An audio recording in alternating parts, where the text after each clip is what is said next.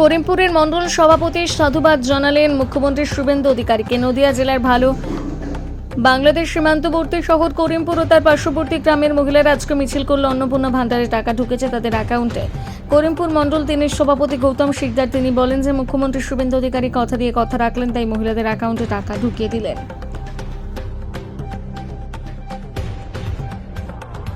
মন্ত্রী শুভেন্দু অধিকারী তিনি বলেছিলেন যে অন্নপূর্ণা ভান্ডার 17 তারিখে প্রাপকরা পাবে এবং অনেকে পাচ্ছে, অনেকে এখনো পাননি। কি বলবেন এই বিষয়ে? আমরা গত নির্বাচনের সময় আমরা প্রত্যেকটা বাড়িতে বাড়িতে গিয়ে আমরা প্রতিশ্রুতি দিয়েছিলাম আমরা যদি ক্ষমতায় আসতে পারি তাহলে প্রত্যেকটা মা বোনের হাতে আমরা অন্নপূর্ণা ভান্ডার তুলে দিই। সেই রকমভাবে আমরা কাজ করে চলেছি, প্রতিশ্রুতি পালন করতে চলেছি।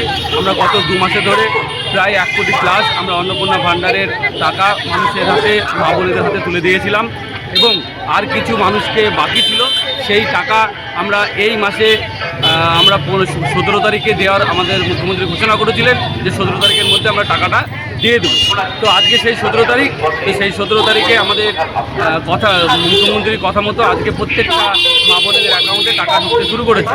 এখনও যাদের টাকা ঢুকেনি তাদের টাকা আগামী 2 থেকে 3 দিনের মধ্যে সমস্ত অ্যাকাউন্টে টাকা ঢুকেছে।